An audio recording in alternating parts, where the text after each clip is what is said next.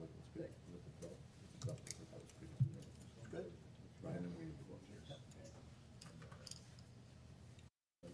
Yeah, they had some legitimate questions, and I thought that the young man fired.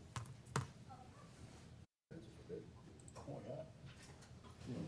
Thank you, Mr. Mayor. The live stream and recording have begun. It is 8:59, and you may begin your meeting. Okay, thank you, Madam Clerk. I see that we have quorum. I call this regular meeting for Wednesday, September 4th into session, and I will note that Councillor Kerr is joining us on Zoom. At this point, I would like to ask all those that may to please stand for our rendition of the national anthem.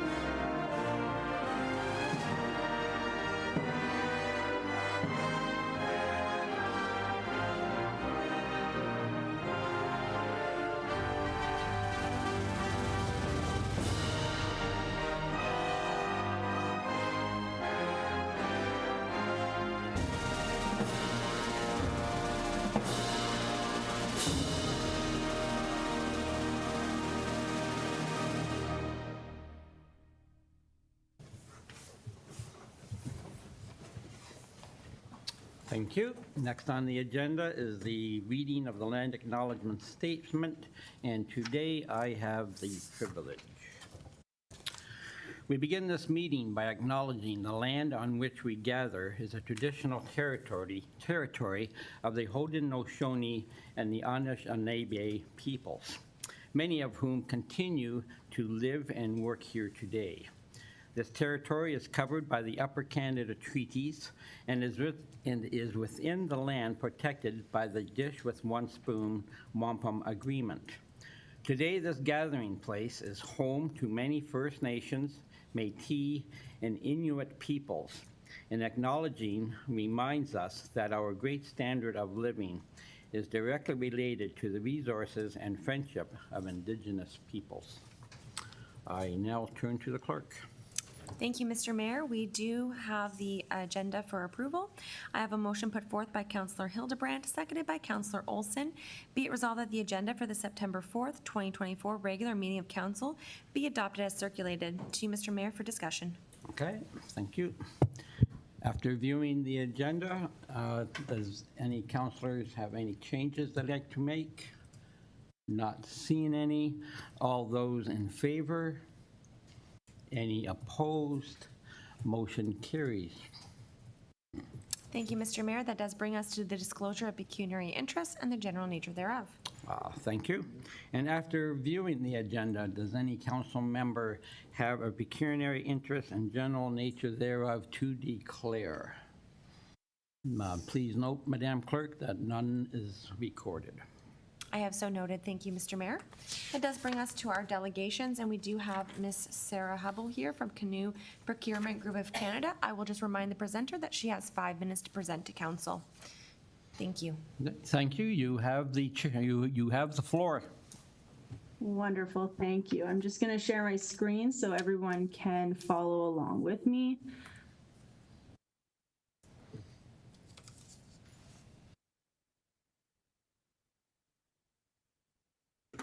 Can everyone see my screen okay? Yes. Perfect, thank you.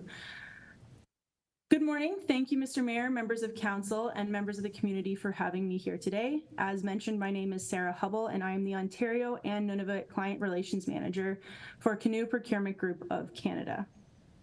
Today, I'm going to take you through a high-level overview of how Canoe works and the structure of how we operate. So Canoe is a Canadian not-for-profit group purchasing organization and the largest public sector buying group in the country. We have been in operation since 1936, originating out in Western Canada and slowly making our way across the country. We do, in our movement across the country, partner with municipal associations. So when we came into Ontario back in 2019 is when we actually partnered with LAS, which is the business arm of AMO. Right now, we currently have over 5,000 members, and of those members, they are mainly positioned in the MASH sectors, so municipal, academic, school, and healthcare. But we do a lot of work with First Nations communities, airport authorities, as well as conservation areas, not-for-profits, and many more. We are also partnered with Sourcewell, which is an American group purchasing organization, government-based. We are their only Canadian partner. So how that essentially works is on procurements that we deem beneficial to our members, we will actually leverage the Sourcewell programs. We will co-post those procurements across the country here in Canada and make sure that they are fully compliant with the trade regulations across the country here.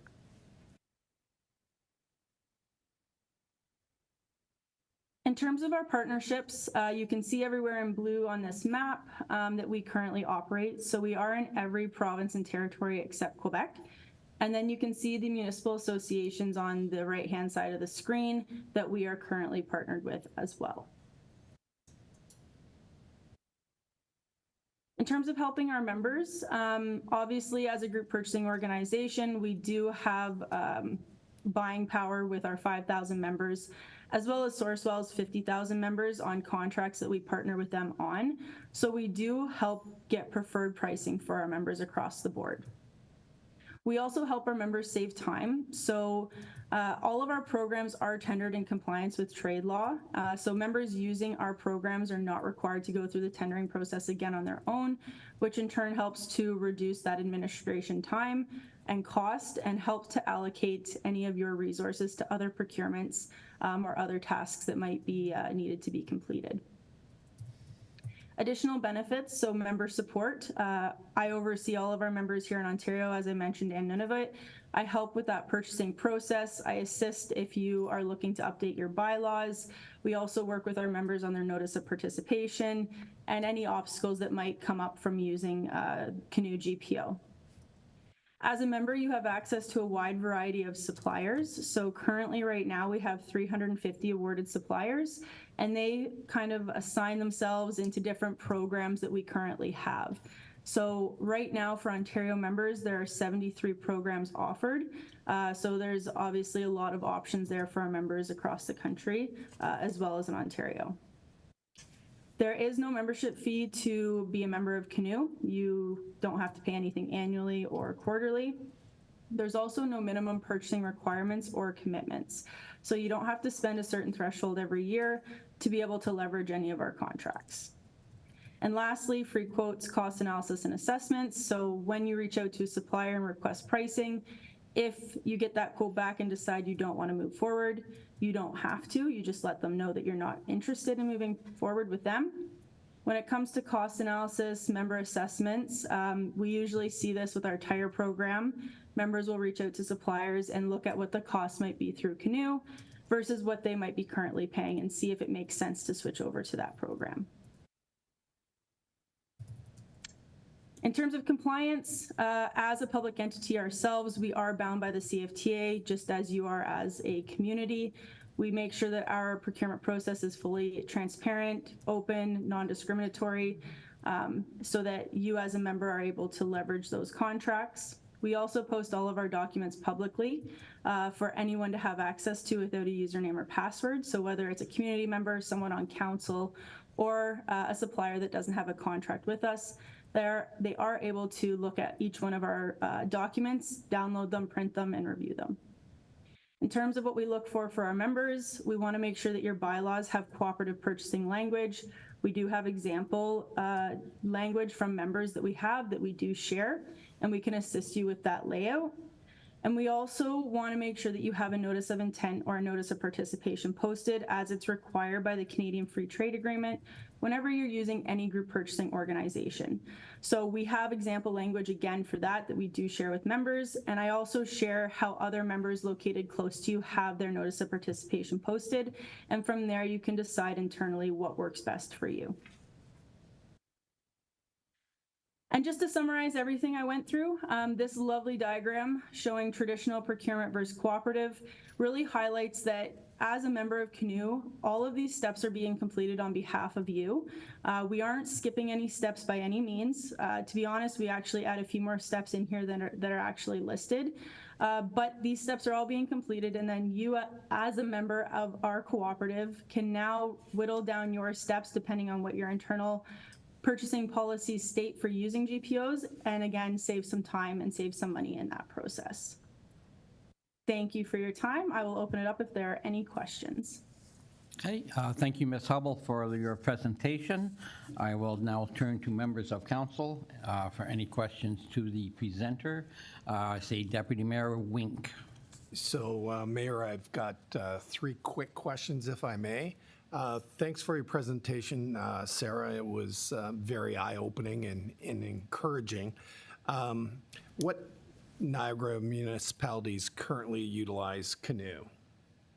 So the City of Niagara Falls, City of St. Catharines, City of Welland, Town of Grimsby, Niagara Region, Town of Fort Erie, Town of Lincoln, Town of Waynfleet, and Township of West Lincoln. Maybe I should have asked you which municipalities don't utilize Canoe. So right now, 385 of the 444 municipalities in Ontario do leverage Canoe contracts. Okay, thank you. How does Canoe support local business? Great question. So our contracts are negotiated at a corporate level because we are a national company. So what that means is when we go out to market, usually it's corporate of, a heavy construction equipment supplier that would respond. And then what they do is they provide their list of approved local dealers depending on the province and territory. And you as a community can now then go to your local dealer for that heavy construction equipment or that tire purchase and purchase through that awarded contract, get the discounts and get the savings, because we do understand that we want to keep as much local as possible and keep that money within the community. Thank you. And lastly, you state that there are no membership fees, but there has to be a cost to utilize Canoe Procurement Group. Can you advise how that's attributed back to the town? Right, great question. So within each of our contracts, you can actually see for each supplier that there's an administration fee that they have to pay on every sale that they do through their Canoe contract. The way that this is broken down is if it's a Canoe Sourcewell contract, and let's say the admin fee is 2% on every sale, 1% would go to Sourcewell for their admin time in that procurement. The other 1% goes to Canoe.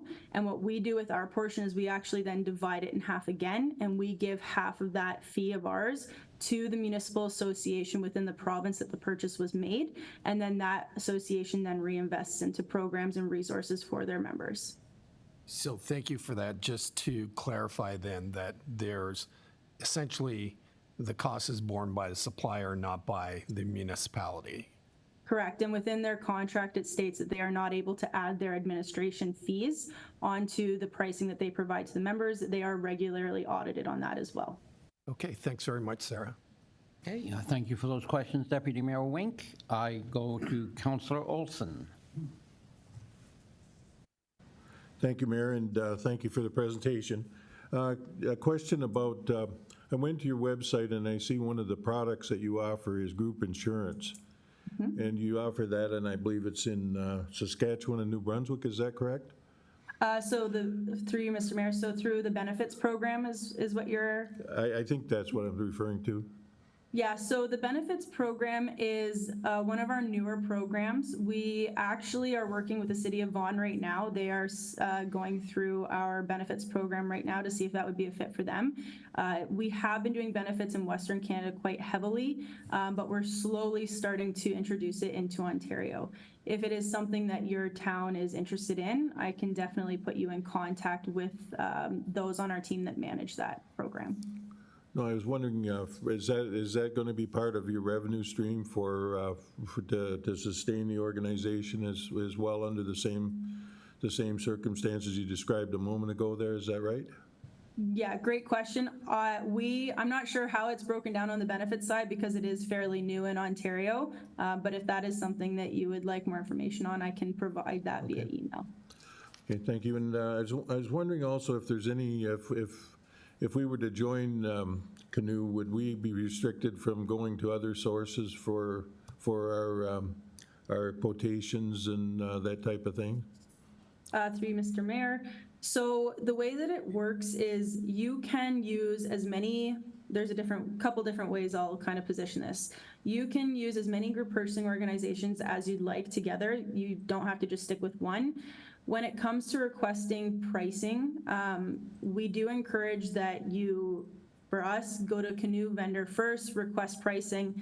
If you decide that you don't want to move forward with that pricing and you decide you want to go to open market, that's the way that we recommend you do it instead of trying to go to market, canceling, and then going to a Canoe supplier.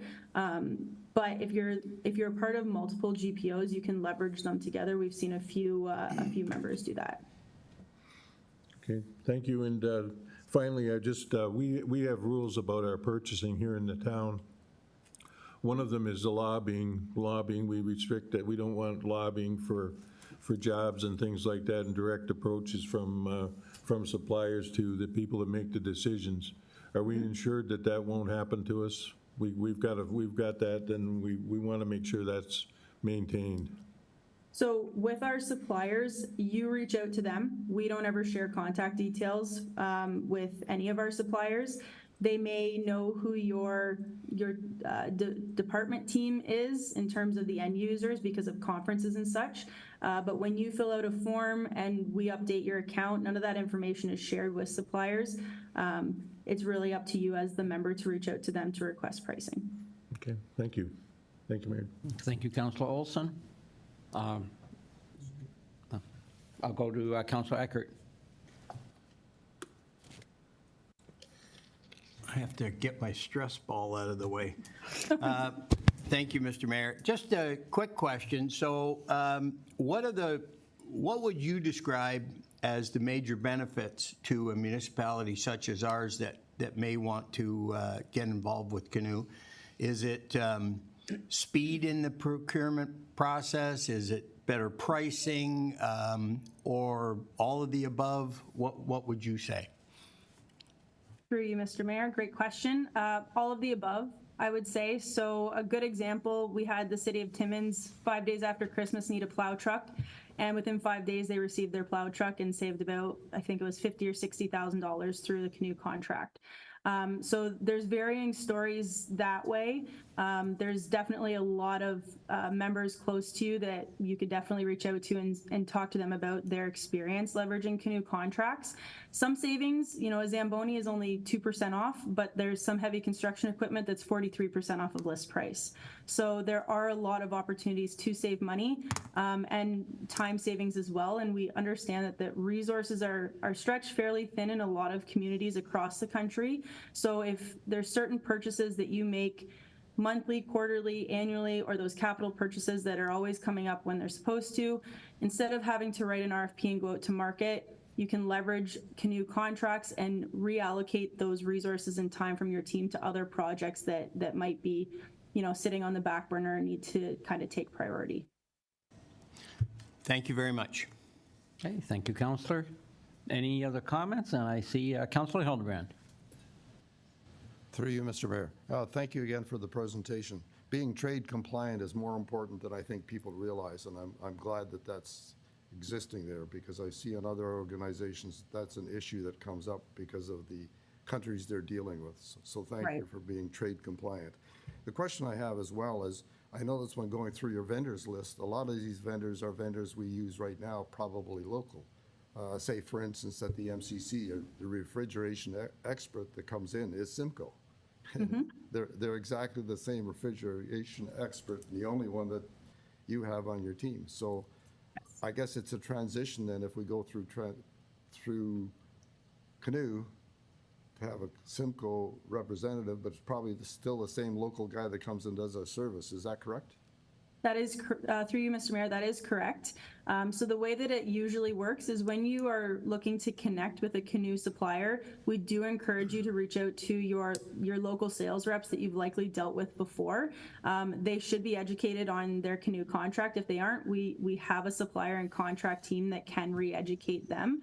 But you are correct. You would go directly to your Simco rep, let them know that you are now a member of Canoe and you're looking for your CSA or your whatever ice refrigeration equipment that you need through their Canoe contract. Well, that's fabulous because there's, like I said, there's several different areas of the vendors that you have that we presently deal with. And I was wondering how, so they should all be aware. It's like going to the GM dealer if you're a GM employee and they have to give you the GM employee price. Yes. Fabulous. Thank you so much. Thank you, Councillor. Any other questions from any councillor? If I may, I will, no, I'm not, I'll save my question further. Thank you again for your presentation. And yeah, we will, I now turn to the clerk. Thank you. Thank you for your time today. Thank you, Mr. Mayor. I have a motion put forth by Councillor Kerr, seconded by Councillor Wink. Be it resolved that council receive the presentation from Sarah Hubble of Canoe Procurement Group of Canada for information. To you, Mr. Mayor, for any discussion. Now, if I may, I'm going to ask the CEO the question. How does this fit in to council's requesting 3 quotes whenever we make a purchase? Good morning. So that's addressed in part in a report on today's agenda. We're just not there yet during the agenda. And ultimately, in that report, staff are seeking some direction from council. We've been doing a lot of work on how we're changing our corporate approach to the purchasing process. And depending on your interest and degree of your willingness to direct us to join Canoe, that changes the answer to your question. So there are some conceptual guardrails we are proposing, but fundamentally we think the 2 things can coexist. And it really comes down to the degree of when time is or is not of the essence. And if you're the city of Timmins and where I grew up, right? I can't conceive of them needing a snowplow in December. Like, that would be disastrous for them. And so that's a very different scenario than, say, the annual purchase of photocopy paper, right? Something you just know and it never turns into an emergency. So I'm trying not to go on too long. That's hard. But fundamentally, we're trying to propose a couple of different ways to approach the same task, and it all comes down to degree of urgency on when quotes make sense and when they do not. And if they do not, Canoe is a particularly good mechanism to say, well, other people, the professionals of Canoe, have sort of vetted all of this, and this works for literally thousands of other organizations, and in this instance, that's a good price, and we don't really have time. And so that's fundamentally the value proposition. There's a bunch more to their value proposition, but particularly in emergency circumstances, it lets you know that you're not being taken advantage of when you don't really have the time, resources, or capacity. I think that's, I hope that's the answer. At any rate, we are going to get into that later in the agenda. Thank you for that, Mr. CEO. Any other questions before I call the vote? Not seeing any. All those in favor? I see none opposed. Motion carries. To the clerk. And again, thank you for your presentation, Ms. Hubble. Thank you, Mr. Mayor. We have a motion put forth by Councillor Eckert, seconded by Councillor Niznik. Be it resolved that the following minutes be adopted as printed, circulated, and read. 1 RC 12, 2024, regular council, August 14th, 2024. To you, Mr. Mayor, to call for any errors or omissions. Thank you. After viewing these minutes, does any councillor have any omissions or additions that they think should be added? Not seen any, Madam Clerk. All those in favor? Seeing none opposed, motion carries. Thank you, Mr. Mayor. That does bring us to our consent agenda. If any members of council have any items they wish to lift, now would be the time to note those. Okay, thank you. Does any council member have a consent agenda item that they would like to speak to? Not seen any, Madam Clerk. Okay, thank you, Mr. Mayor. There are none to be lifted, therefore we move to the consent agenda. And I have a motion put forth by Councillor Eckhart, seconded by Councillor Hildebrandt. Be it resolved that the consent agenda items as listed on the September 4th, 2024 council agenda be received and the recommendations contained therein be approved. To you, Mr. Mayor, for discussion. Thank you. Any further discussion on any consent agenda? And I see Councillor Olson. Yes, thank you, Mayor. At 9.1.2, the financial statements. And I wanted to ask a question about road rehabilitation of Mr. Maher. I see last year's road rehabilitation completed certain sections of the town with a different, seems to be a different standard of work than is on the ones that are being done today, and I'm specifically thinking of Sawmill Road. I've had complaints from residents about the dust and the fact that it appears to be an incomplete road. And I drove it, and it appears that's true. So I'm just wondering about whether or not that was going to be whether the work's finished or whether there's something more to be expected there. To the Director of Public Works, Mr. Moore. Through you, Mr. Mayor, with our rural rehabilitation program, we're treating pavements that aren't very robust, so they're thin wearing courses on top of granular bases. It depends on the severity of the deformations in the road base. If there are sub-base issues, the preferred method is to go ahead and repulverize, basically reprocess the whole pavement structure, reducing the sub-base failures. And the treatment that gets put on that normally is a double surface treatment. And when we do that, we lay the emulsion down and put the stone chip on. And there is a period of time, there's a break-in time where that emulsion sets. You do have excess stone that sheds off the road. So it does take several months for that dust to settle and for the road to set up. Next year, this time, it'll almost look like an asphalt pavement when that's completed. If you're referring to some of the other products that we're also using, we're looking at using innovative ways to rehabilitate our roads and stretch the dollar as far as we can. We have experimented and are using some different type of treatments where it's a thin layer of wearing course that gets placed over the existing asphalt. Again, that depends on the structure itself and what the deformations are in that base prior to doing or choosing that option. And then that's very time sensitive as well. So it depends, I guess, on the engineering side of things, but if it's related to the stone dust, and that will settle with time. And that's a standard method of doing rehabilitation on rural roads. Thank you. Thank you. The next question, I think, is for the CAO, and it's to do with FAC 0623, which is the Centennial Park washroom. Is there, I see that it's 100% complete on the report. Is there any intention of doing something to look at like a post audit of this completion and what went wrong and why we got so far out of budget? Because I think there's some lessons to be learned from the mistakes there and perhaps some influence on our new policies. And that's my last question, Mr. Mayor. Thank you. Thank you. To the CAO. Oh, thank you for the question. So we did do a debrief meeting, series of meetings as a result of that project. We reported the outcomes of those to this council on February 21st of this year, and again on March 6th of this year. And that has been part of the impetus for council's direction to us, to myself, to look at the town's approach to procurement, broadly speaking. And there's a report about that and the progress we've made on today's agenda. So this has been a driving issue internally for senior administration since December of last calendar year.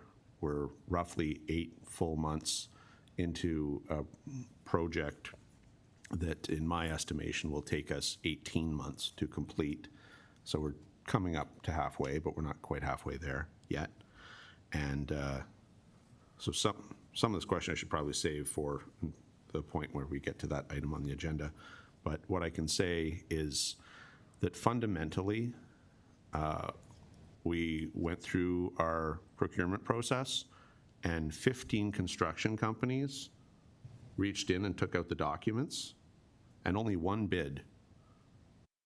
And that's extremely low. If you're here for years, I'm not saying you'll never see that again, but that is exceptionally low. And that bid was $375,000, which was more than $100,000 more than we estimated the project would cost prior to construction. And at the end of the day, the decision was made to proceed with that project. So it started $100,000 in the hole from that perspective. And that's a thing that I don't see how, at the end of the day, on that issue, anyone can be faulted around the table. There were 15 businesses and only one wanted to bid for construction that started in the month of December. Or maybe it started in November, but in any event, that's really where the overage went in that project. That 100,000 is a huge component of that overage. The final cost is 477. We thought it'd be about 285, and 100 of that was before we got out the door. And then the rest have been well documented in a series of public reports. So we have learned a number of things and grown as a group and a team.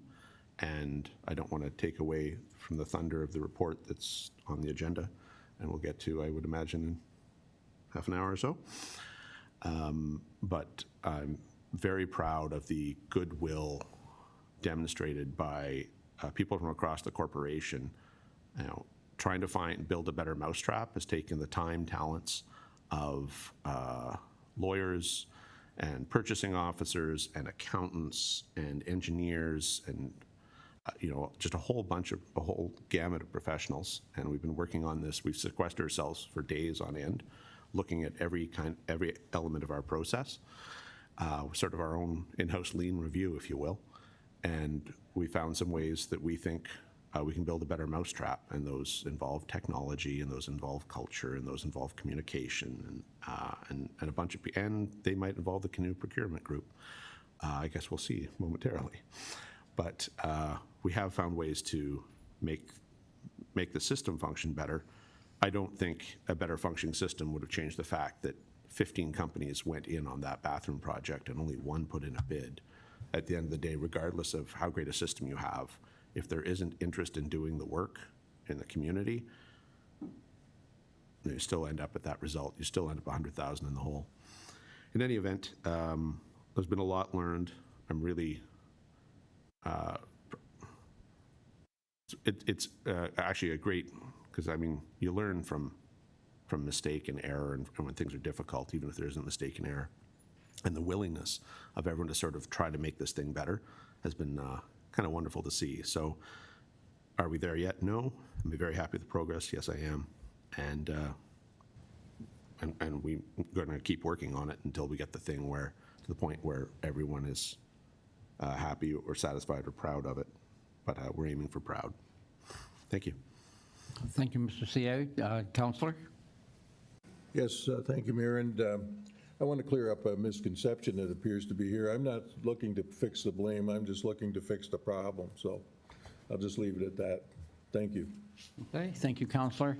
Before I ask any other councillor for any further comments, I would like to go back to the counselor's comment on the road dust on Sawmill Road. We've also, the town has also used the same treatment on Roland Road, which is where the Junkin family resides. And I think that we have found an answer to the speeding problem in Pelham.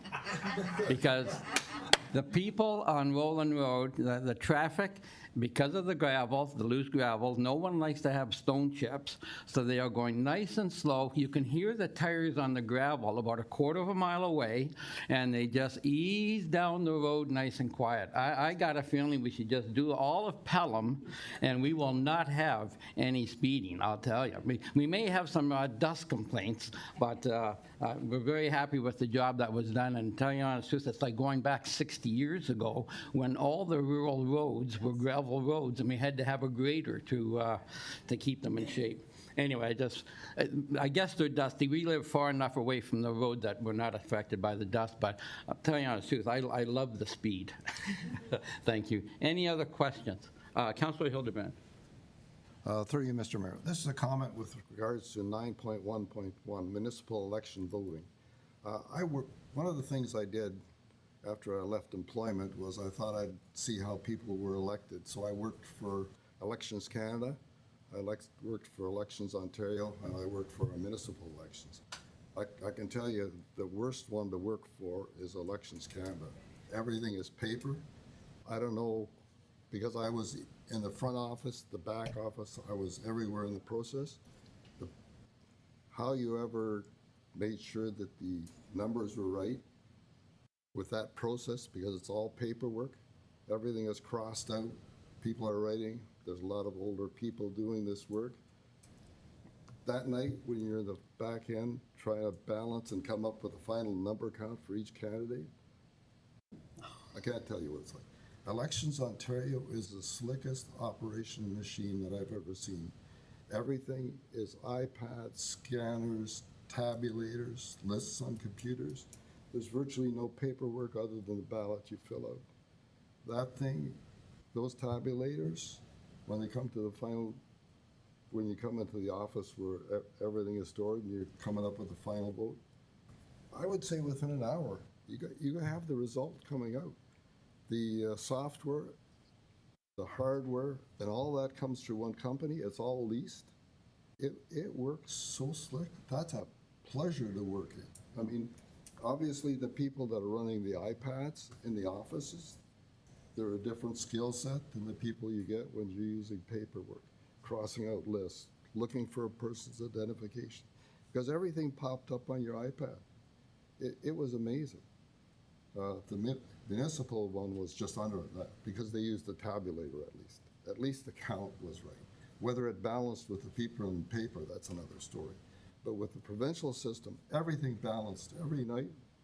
And when you come to the final count, everything was perfectly balanced. So I just thought I'd throw that out. Leasing the equipment. The same guy that was the trainer was from the company that was the leaser that did everything. It was just a one-shot supply. And if you ever had any hardware problems, he was the guy that came out as well. And that was for our riding. Amazing. Thank you. Thank you, Councillor. Perhaps I will turn to the clerk for any additional comments she may have. Certainly. Thank you for your comments, Councillor Hildebrand. We are looking at leasing our vote tabulating machines. There is potential to go in with other Niagara municipalities. The clerks have already started meeting. We're already working on the election. And I would also just like to comment that Pelham is very proud that at our last election, we did fully balance every single time. So we do know about every single ballot that came in. Everything was completely balanced. So we had a great election. And we look forward to having another great election. Thank you, Madam Clerk. Any other questions? I'll go to Councillor Nesnick. Good morning. Thank you very much. Yes, so I realize this report is just for information, but certainly when it comes to making final decision on this, I do think we need to keep a hybrid model of some sort. Probably preferably would be my thinking is the online voting and in-person voting. I think we need to remember that we do have a large senior population. Not all of them are computer savvy, so I think maintaining that in-person voting would be essential for them. I'm also not a big fan of the proxy voting. I don't think that. So just making sure, I guess, that the online voting would be secure and dependable, that would be, I guess, the two big factors. So thank you for the report. It was really well done, and I look forward to the recommendations coming forward. Thank you. Councillor Wink. Thank you, Mr. Mayor. Through you to the clerk. You outlined a number of financial considerations going forward. How much did we spend on the 2022 election? I believe it was around $120,000. Okay, thank you. That puts things a little bit in perspective. Thanks. Okay, thank you, Deputy Mayor Wink. I turn to Councillor Eckert. Oh, your questions have been answered. Okay, thank you. Any other comments? Not seeing any. I turn to the clerk. Thank you, Mr. Mayor. We do have the motion on the floor, and we're looking for the vote. Okay, sorry. So all those in favor of receiving this report for information? I see none opposed. Motion passes. Thank you, Mr. Mayor.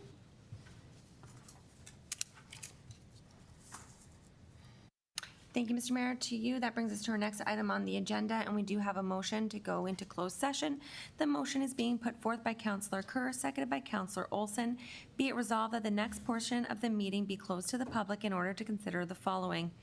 C, proposed or pending acquisition or disposition of land by the municipality, one item within Ward 2. To you, Mr. Mayor, for discussion. Okay, thank you.